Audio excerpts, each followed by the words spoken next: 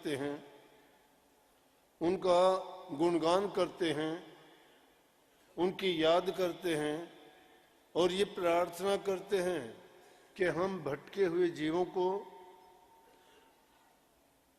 सही रास्ते पे चलाओ, हमारे अवगुणों को दूर करो, अच्छे गुण हम में भर दो, जिससे जिस उद्देश्य के लिए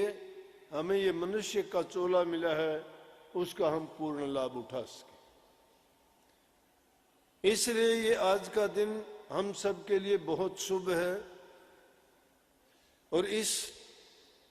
आने वाले साल के लिए हम प्रभु की गुणगान से इस वर्ष की शुरुआत कर रहे हैं। वैसे तो जितने भी काम करते हो सब में मालिक की कृपा होती है, लेकिन वो काम हमारे या तो हमारे तक सीमित होते हैं या हमारे परिवार तक, या हम कह सकते हैं कि वो सब जीवों के लिए ही करते हैं, परंतु विशेष रूप से जो नाम भक्ति का काम किया जाता है वो सिर्फ हमारे व्यक्तिगत या हमारे आत्म स्वरूप के लिए ही होता है, वो हमारी आत्म शुद्धि के लिए होता है। आप कह सकते हो आत्म शुद्धि के आत्म को भी कोई धब्बा लगता है? नहीं लगता, लेकिन संग जिसका होता है उस पर थोड़ा बहुत कोई ना कोई असर जरूर आ जाता है। वस्तु कितनी भी चमकदार हो, अगर वो किसी सूरज जैसे प्रकाश देता है, बड़ा तेज है उसमें, परंतु अगर बादलों की उसके आगे पर्दा पड़ जाए तो वो प्रकाश पूर्ण रूप से नीचे नहीं आ पाता और वो अपना काम नहीं कर पाता। इसी प्रकार से इस रूप पर भी इस दुनियादारी के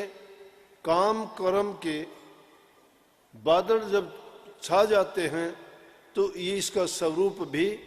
ढक जाता है। इस आत्म शुद्धि के लिए प्रभु की भक्ति बहुत आवश्यक है। वही कि जब आत्मा पर इस प्रकार का असर आ जाता है तो वो भी दुनियादारी की चीजों की ओर फंस जाती है, प्रभु को भक्ति से दूर चली जाती है और अपने ही स्वरूप को भूल जाती है। और उस भूल के कारण क्या होता है कि वो कर्म के माध्यम से अलग अलग